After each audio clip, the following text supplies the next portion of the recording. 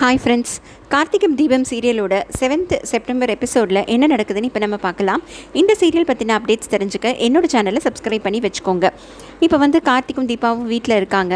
So இப்போ அந்த இடத்துல வந்து ஒரிஜினல் தீபாவோட அப்பா அம்மா வராங்க. தர்மலிங்கமும் அவங்க ஒய்ஃபும் வீட்டுக்கு வராங்க.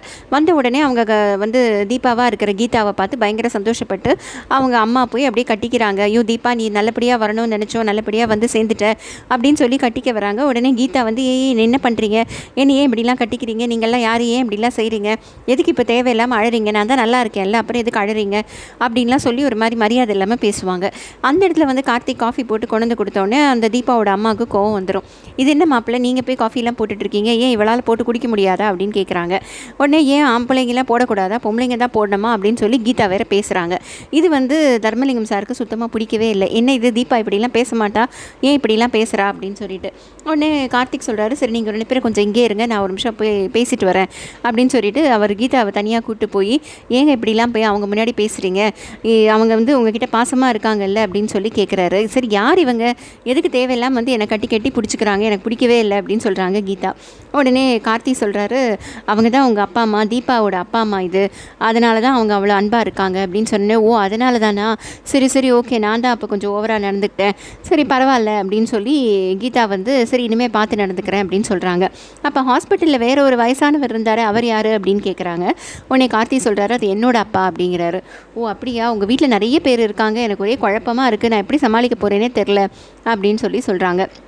உடனே கார்த்திக் நேரம் வந்து அவங்க அப்பா அம்மா கிட்ட வந்துட்டு இந்த மாதிரி தீபா வந்து கொஞ்சம் அவங்க 2 பேரும் கடத்தின்னு போனதில் அப்புறம் அங்கே கொஞ்சம் டார்ச்சர்லாம் பண்ணியிருக்காங்க, அதோடு இல்லாமல் இவங்க வந்து கொஞ்சம் கல்யாணமும் நடக்கலை, இதெல்லாம் சேர்ந்து அவங்க கொஞ்சம் டிப்ரெஸ்டாக இருக்காங்க, அதனால் அடிக்கடி கொஞ்சம் தூக்கி எறிஞ்சு பேசிடுறாங்க, ஒரு மாதிரி ஒரு சரியான மனநிலைமையில் இருக்க மாட்டேங்கிறாங்க, நீங்கள் எதுவும் தப்பாக எடுத்துக்காதீங்க, டாக்டர் இது போக போக சரியாக போய்டும்னு சொல்லியிருக்காரு, நான் பார்த்துக்கிறேன், நீங்கள் நார்மலாக இருங்க, இதை பற்றி நான் வீட்டில் யார்கிட்டையும் சொல்லலை, ஸோ நீங்களும் ரொம்ப தெரிஞ்ச மாதிரி காட்டிக்காதீங்க அப்படின்னு சொல்லி கார்த்தி சொல்லிடுறாரு. உடனே தர்மலிங்கம் சாரும் ஓகே ஓகே தம்பி, ஓகே மாப்பிள்ளை, அதனால தான் வந்து இவ இப்படிலாம் நடந்துக்கிறாளா, அதான் எங்களுக்கு ஒன்றுமே புரியல, தீபா இப்படிலாம் பண்ண மாட்டாளே அப்படின்னு சொல்கிறாரு. அப்போ திரும்பி தீபாவை பார்க்குறாங்க. தீபா வந்து அப்படியே சிரிச்சுக்கிட்டு ஒரு மாதிரி கொஞ்சம் பைத்தியம் மாதிரி பிஹேவ் பண்ணிகிட்டு இருக்காங்க இந்த கீதா. அப்புறம் உடனே வந்து ஹாஸ்பிட்டலில் வந்து காட்டுறாங்க. இங்கே வந்து ஐஸ்வர்யாவுக்கு எங்கேயாவது தீபா வந்து உண்மையை சொல்லிட போகிறாளேன்னு சொல்லி அவங்களுக்கு குளிர் ஜுரமே வந்துடுச்சு. ஸோ அவங்க வந்து ஹாஸ்பிட்டலில் உட்காந்துருக்காங்க. ஊசிலாம் போட்டு அவங்க ஜுரத்தை குறைக்கும் போது டாக்டர் சொல்கிறாரு, உங்கள் அம்மா இப்போ நல்லா ஆயிட்டாங்க, நீங்கள் இன்றைக்கே டிஸ்சார்ஜ் பண்ணிடலாம் அப்படின்னு சொல்கிறாங்க. உடனே ஃபோன் பண்ணி தீபா கிட்ட சொல்கிறாங்க, இந்த மாதிரி அம்மா வீட்டுக்கு வராங்க அப்படின்னு சொல்லிட்டு. உடனே வந்து சரி தீபா ரெஸ்ட் எடுத்துகிட்டு இருப்பாங்கன்னு சொல்லிட்டு கார்த்திக்கு ஃபோன் பண்ணுறாங்க. கார்த்தி உடனே வந்து அம்மா வராங்க அப்படின்னு சொன்ன உடனே கீதா கிட்டே போயிட்டு நீங்கள் ஆர்த்தி ரெடி பண்ணி போது எடுங்க அப்படின்னு சொல்கிறாரு. இவங்க உடனே ஆர்த்தினா என்ன அப்படின்னு கேட்குறாங்க. அவங்க உடனே சொல்கிறாரு, இல்லை வீட்டுக்குள்ளே வரும்போது செய்கிறது அப்படின்னு சொல்லி கொடுக்குறாரு ஆர்த்தினா என்ன அப்படின்ட்டு.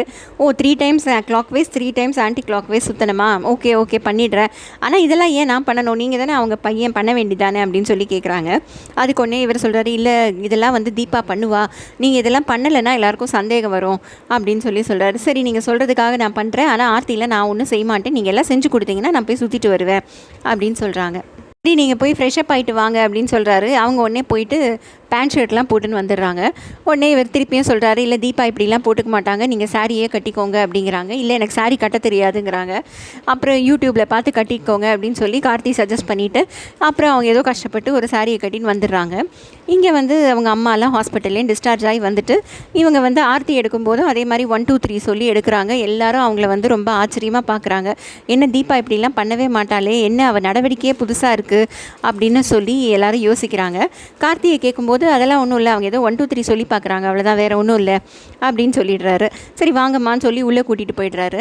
இப்போ உடனே இவங்க போய் அந்த ஆர்த்தியை வந்து கொட்ட போகிறாங்க. அப்போ அந்த இடத்துல வந்து ஐஸ்வர்யா வரா.